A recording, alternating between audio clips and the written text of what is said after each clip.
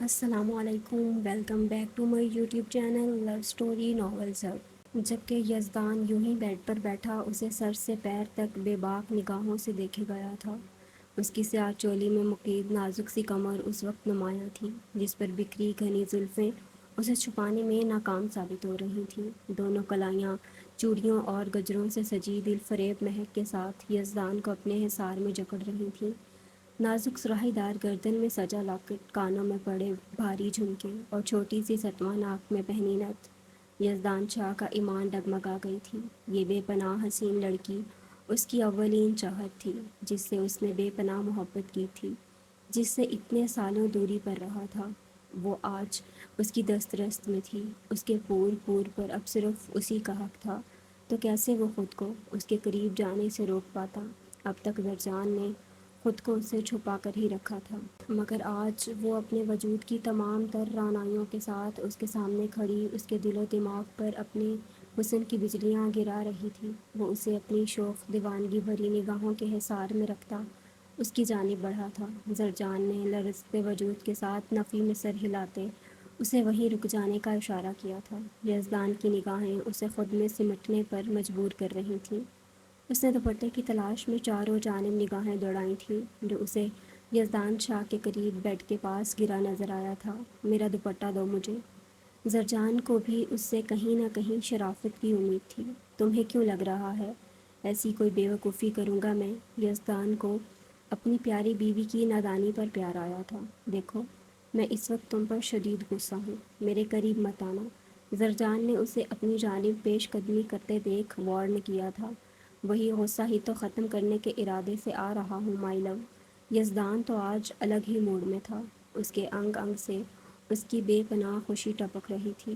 زرجان سے اب مزید دور رہ پانا اس کے لیے ناممکن تھا۔ یہ دوری بہت جان لیوا ہے میرے لیے، یہ رکھے بغیر بھی تو مذاکرات کیے جا سکتے ہیں نا؟ یزدان اس کے قریب آن پہنچتا محبت بھرے لہجے میں بولا تھا، جبکہ وہ اس کے قریب آ جانے پر دیوار سے جا لگی تھی۔ تم نے دھوکے سے نکاح کیا ہے مجھ سے، نہیں مانتی میں تمہیں اپنا شوہر۔ زرجان نے اس کے سینے پر دونوں ہتھیلیاں جماتے اسے مزید قریب آنے سے روکا تھا۔ تم نہ مانو، مگر میں تو دل سے مانتا ہوں نا تمہیں اپنی بیوی۔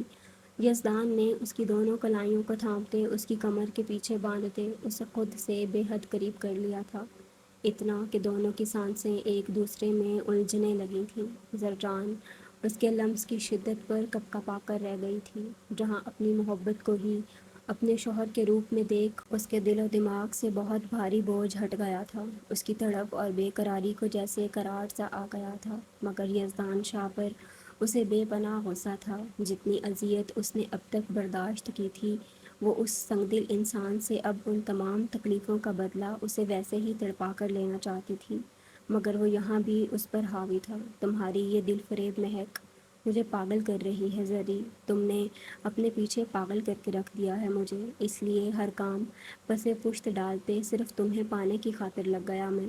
تمہیں جس دن میری محبت کی شدت کا اندازہ ہوگا، اس دن مجھ پر غصہ نہیں کر پاؤ گی، نہ ایک پل کے لیے بھی یہ دوری بنا کر رکھنے کی کوشش کرو گی۔ یزدان اس کی نت کھولتا اس کے نشان پر اپنے لب رکھتا زرجان کی سانسیں بکھیر گیا تھا۔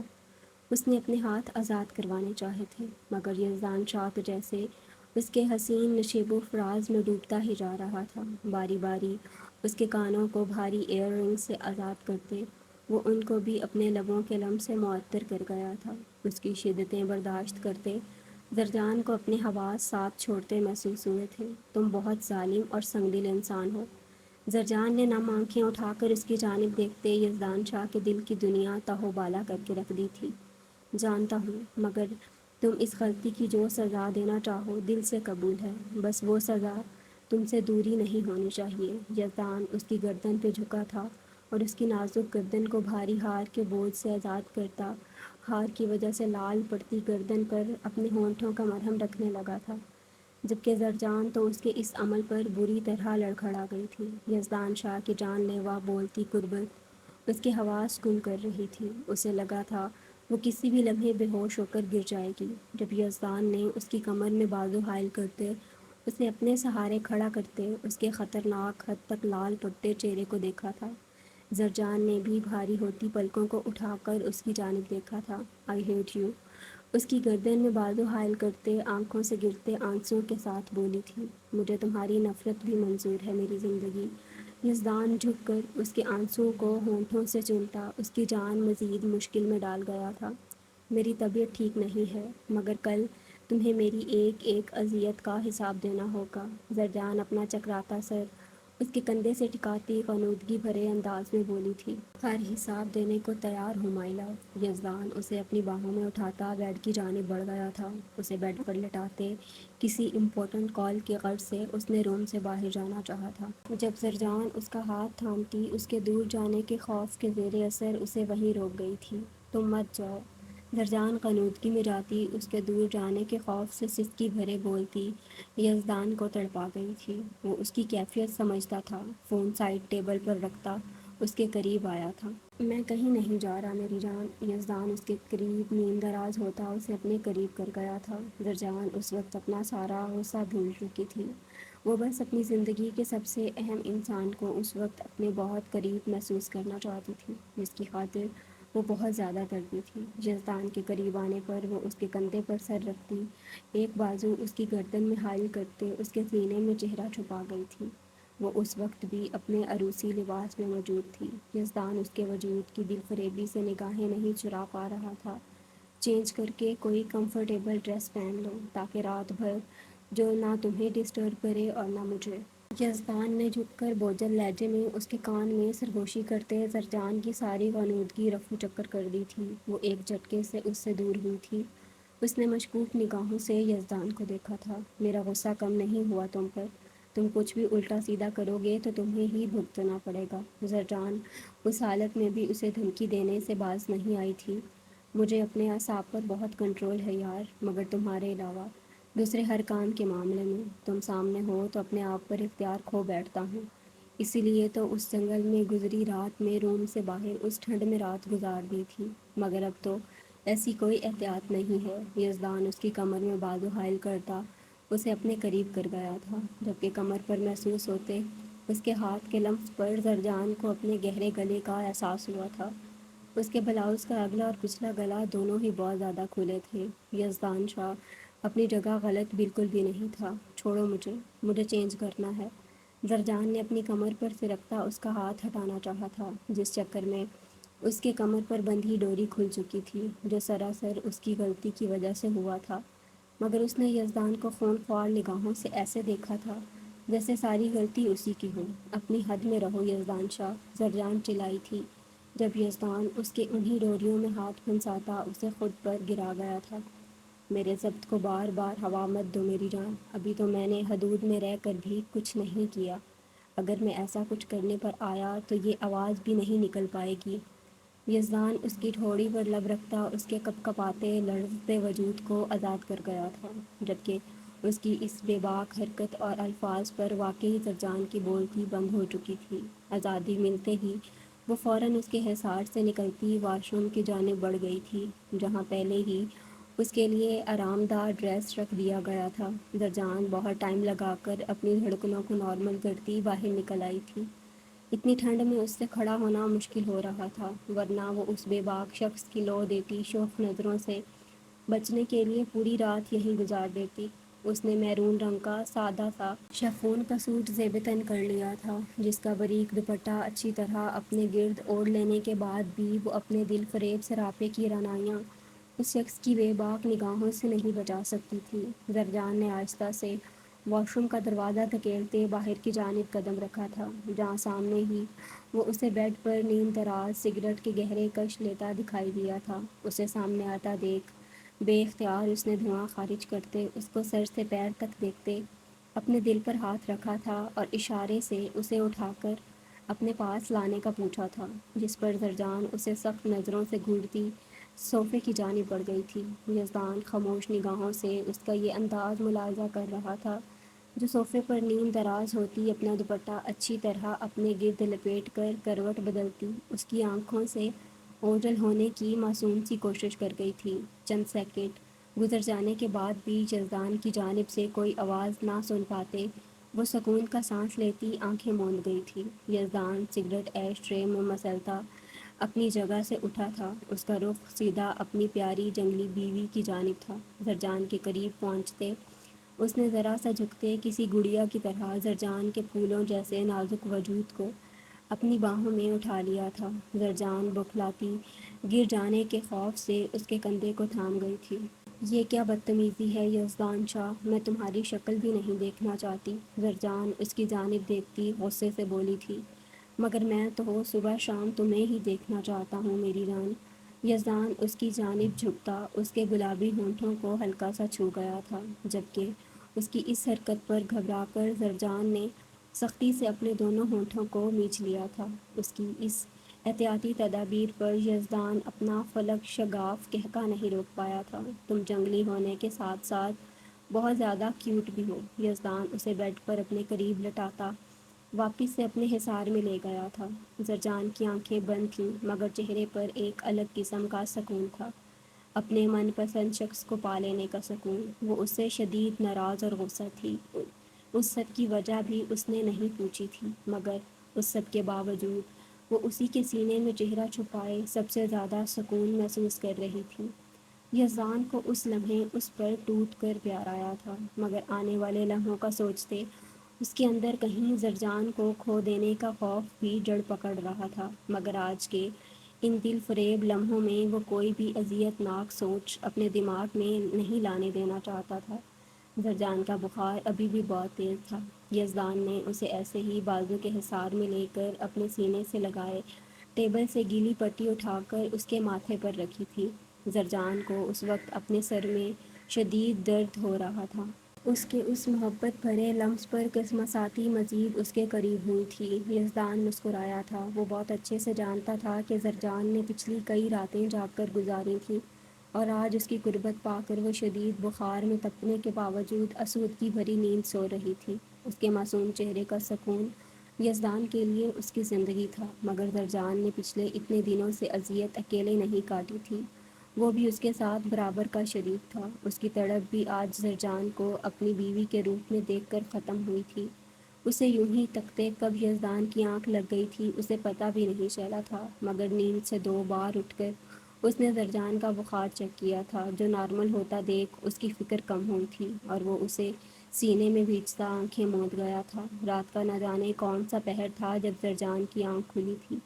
اپنے چہرے کے بہت قریب گرم سانسیں اور یزدان کی مونچھوں کا لمس محسوس کرتے زرجان کا چہرہ لال ہوا تھا۔ اس نے چہرہ موڑ کر یزدان کی جانب دیکھا تھا، جو گہری نیند سو رہا تھا۔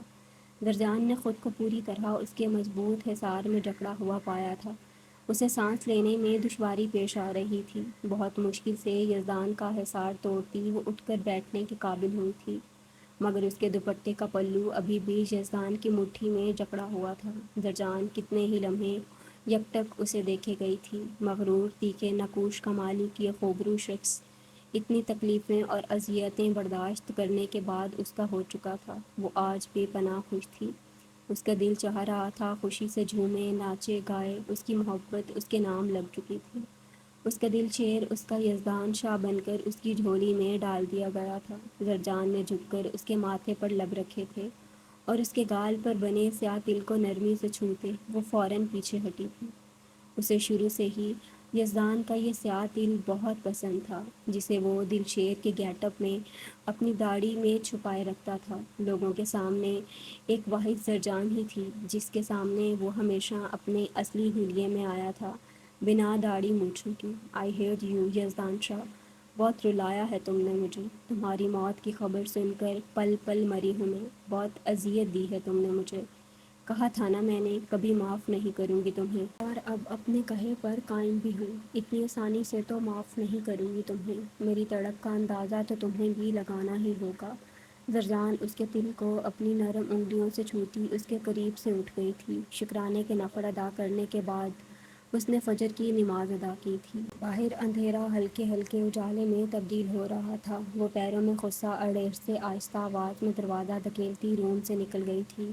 یزدان کی آنکھ 9 بجے کے قریب کھلی تھی۔ زرجان کو روم میں نہ پا کر وہ سیاہ لباس پر سیاہ کوٹ پہنتا باہر نکل آیا تھا۔ سیڑھیاں عبور کرتے اس کا رخ ڈرائنگ روم کی جانب تھا۔ اسے یہی لگا تھا کہ زرجان مہرجان کے ساتھ یہیں موجود ہوگی۔ مگر انہیں وہاں اکیلے بیٹھا دیکھ یزدان چہرے پر پریشانی کے تاثرات سجائے ان کے قریب آیا تھا، جو گود میں بہت خوبصورت سے گلاب کے پھول رکھے پوری دل جمعی سے اپنی بہو کے لیے گجرے بنانے میں مصروف تھی۔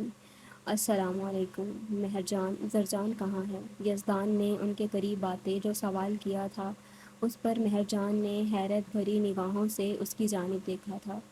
یہ کیا کہہ رہے ہیں شاہ آپ؟ زرجان تو آپ کے ساتھ تھی نا؟ گود میں رکھی پھولوں کی ٹوکری کو سائڈ پر رکھتے وہ بے اختیار اپنی جگہ سے اٹھ کھڑی ہوئی تھی۔ زرجان روم میں نہیں ہے تو مجھے یہی لگا وہ آپ کے پاس ہوگی۔ مہر جان کو یوں حیران ہوتا دیکھ یزدان کے چہرے پر پریشانی کے تاثرات واضح ہوئے تھے۔ بلقیس، نہید، جمیلہ، یزدان نے ایک ہی سانس میں ملازمین کو آواز لگائی تھی، جو سب فوراً بوتل کے جن کی طرح حاضر ہوئی تھیں۔ جی شاہ سائیں۔ مہر جان بھی پریشان سی کھڑی یہ سب دیکھ رہی تھیں۔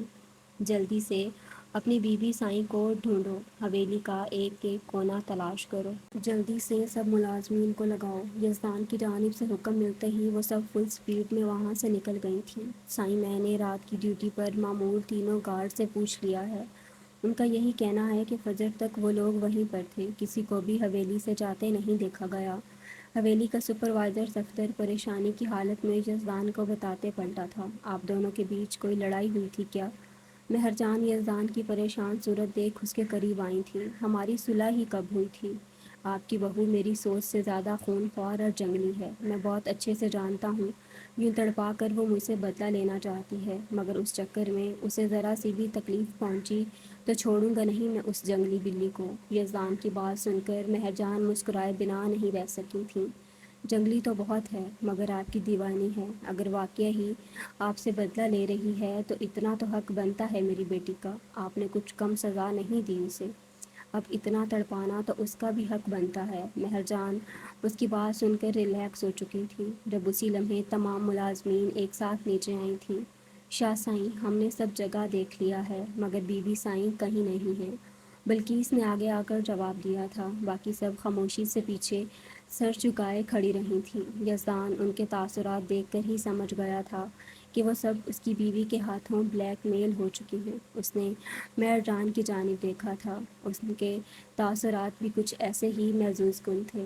کچھ دیر پہلے کی فکر اب ختم ہو چکی تھی، میں خود ہی دیکھ لیتا ہوں، تم لوگوں سے بعد میں پوچھتا ہوں۔ یزدان ان سب پر ایک کڑی نگاہ ڈالتا سیڑھیوں کی جانب بڑھ گیا تھا۔ کمروں کو چیک کرتے آخر میں آتے وہ ایک کمرے پر آ کر رک گیا تھا، جسے اندر سے لاک کیا گیا تھا۔ یزدان نے فوراً ملازمہ کو کہہ کر کیز منگوائی تھیں۔ ہلکا سا ہینڈل گھما کر دروازہ کھولتے اس کی نظر سامنے نظر آتے بے پناہ دلکشی بھرے قیامت خیز منظر پر جم سی گئی تھی۔ ذاکوان انتہائی غصے میں اسے لیے حویلی واپس لوٹا تھا، انائشہ کو باہوں میں اٹھائے جس غیظ و غضب کی حالت میں اس نے حویلی میں قدم رکھا تھا، حویلی میں موجود ہر فرد خوف سے کانپ اٹھا تھا۔ ذاکوان جتوئی کا یہ غصہ عام غصہ بالکل بھی نہیں تھا۔ انائشہ کو بیڈ پر لٹا کر شبنم کو اس کا خیال رکھنے کا کہتا وہ ہال کمرے کی جانب بڑھ گیا تھا، جہاں اسجد اور بلال کی پیشی لگی ہوئی تھی۔ سائیں، ہم نے سردارنی سائیں کو روکنے کی بہت کوشش کی، مگر وہ بندوق کے زور پر، بلال نے اس کے خوف سے لرزتے بمشکل جواب دیا تھا، مگر ابھی اس کی بات مکمل بھی نہیں ہو پائی تھی جب ذاکوان کا ہاتھ اٹھا تھا اور بلال کے چہرے پر نشان چھوڑنے کے ساتھ ساتھ اس کے 14 طبق روشن کرتا اسے لڑکھڑانے پر مجبور کر گیا تھا۔ تم لوگ کس کے آگے یہ ناٹک کر رہے ہو؟ ہاں، تم بھول رہے ہو میں سردار ذاکوان جتوئی ہوں۔ میرے ساتھ کھیل کھیل کر تم لوگ اپنی بربادی کو آواز دے رہے ہو۔ سردارنی کے قریب پسٹل لے کر تم لوگ جان بوجھ کر گئے تھے، تم لوگ جانتے تھے وہ ایسا ہی کرے گی۔ اس لڑکی کے بھائیوں کو سردارنی کے حویلی سے نکلنے کی اطلاع کس نے دی؟ تمہیں کیا لگتا ہے سردار ذاکوان جتوئی نے ایسے ہی اتنی بڑی ریاست سنبھال رکھی ہے؟ بہت سارے ایسی سازشوں سے لڑ کر یہاں کھڑا ہوا ہوں۔ تم لوگ جانتے ہو سردارنی میری کمزوری ہے اور تم اسی پر وار کر کے مجھے کمزور کرنا چاہتے ہو، مگر میری ایک بات بہت اچھے سے یاد رکھنا، سردارنی انائشہ میری کمزوری نہیں، طاقت ہے وہ میری، اور اس کو نقصان پہنچانے کی کوشش کرنے والوں کو میں کسی قیمت پر نہیں بخشوں گا۔ تم خان حویلی والوں کے ساتھ مل کر یوں میرے خلاف جاؤ گے، اس کا اندازہ بہت ٹائم پہلے ہی ہو چکا تھا مجھے۔ ذاکوان نے پسٹل نکالتے بلال کی کن پٹی پر رکھا تھا، جبکہ اس کی دہشت کے آگے بلال پہلے ہی تھر تھر کانپ رہا تھا۔ اسے یوں گن اٹھاتا دیکھ بلال کی حالت بالکل غیر ہو چکی تھی۔ اسے اپنی موت اپنے سر پر منڈلاتی محسوس ہوئی تھی، جبکہ وہاں موجود باقی تمام افراد بلال کو اپنے ہی سردار کے خلاف جانے والی سازش پر ناگواری بھری نگاہوں سے دیکھ رہے تھے، جو یہ نہیں جانتا تھا کہ سردار ذاکوان کو ہرانا آسان نہیں تھا۔ اس کی نظر ہر وقت اپنے چاروں جانب رہتی تھی، کون کب کس سے مل کر اس سے غداری کر رہا ہے وہ وقت سے پہلے جان لیتا تھا۔ وہ بلال کو اپنے سگے بھائی سے بڑھ کر سمجھتا تھا، وہ اسے سدھرنے کی مہلت دینے کا ارادہ رکھتا تھا، مگر اس نے اس کی سردارنی کے ساتھ گیم کھیل کر جو گھٹیا حرکت کی تھی وہ ذاکوان کسی قیمت پر معاف نہیں کر سکتا تھا۔ آج اس نے شدید غصے میں حویلی کے ہر فرد کو بتا دیا تھا کہ سردارنی انائشہ ذاکوان جتوئی اس کے لیے کتنی اہم تھی۔ یہ سن کر کہ اس نے اپنی کن پٹی پر گن رکھی ہے، ذاکوان جتوئی کا خون غصے سے ابل پڑا تھا، مگر اگلے چند منٹوں بعد اسے اتنی ساری بندوقوں میں گرا دیکھ وہ اپنا آپا کھو چکا تھا۔ ذاکوان کی انگلی ٹریگر پر تھی، حویلی کا ہر فرد یہ منظر دیکھ خوف سے کانپ رہا تھا، مگر کسی میں ہمت نہیں تھی ذاکوان جتوئی کو روکنے کی۔ فیضان جتوئی بھی خاموشی سے مٹھیاں بھیجے یہ منظر دیکھ رہے تھے۔ ان کے بیٹوں نے دشمنوں کے ساتھ مل کر جو حرکت کی تھی وہ جانتے تھے۔ ذاکوان جتوئی کے قوانین کے مطابق اس کی سزا موت ہی تھی۔ سردار سائیں، خدا کے لیے اس کو معاف کر دیں، کوئی بھی اور سزا دے دیں، مگر جان سے مت ماریں۔ میں اپنے جوان بیٹے کو یوں اپنی آنکھوں کے سامنے مرتے نہیں دیکھ سکتی۔ بلال جتوئی کی ماں ذاکوان کے مقابل آتی، اس کے سامنے ہاتھ جوڑے گڑ گڑاتے اپنے بیٹے کی زندگی کی بھیک مانگنے لگی تھیں۔ ذاکوان نے مٹھیاں بھیجتے فیضان جتوئی کے جھکے کندھے دیکھے تھے۔ اسے انائشہ کا کہا یاد آیا تھا کہ اس کا سردار اس قدر سنگ دل بالکل بھی نہیں تھا۔ ذاکوان بے پناہ غصے کے باوجود بلال پر گولی نہیں چلا پایا تھا۔ اس کی سردارنی اس کے دل میں نرمی پیدا کرنے میں کامیاب ہو چکی تھی۔ اسے پسٹل نیچے کرتے دیکھ بلال سمیت وہاں موجود ہر شخص سکتے میں آ چکا تھا۔ ذاکوان جتوئی اپنے سخت اصولوں کی ایک بار پھر رحم دلی دکھا گیا تھا۔ زندان خانے میں ڈال دو اسے، اس سے ملنے کی اجازت کسی کو بھی نہیں ہے۔ ذاکوان بنا کسی پر بھی مزید ایک نگاہ ڈالے وہاں سے پلٹتا اپنے اسٹڈی روم کی جانب بڑھ گیا تھا۔ مجھے تم سے اس گھٹیا حرکت کی امید بالکل بھی نہیں تھی بلال۔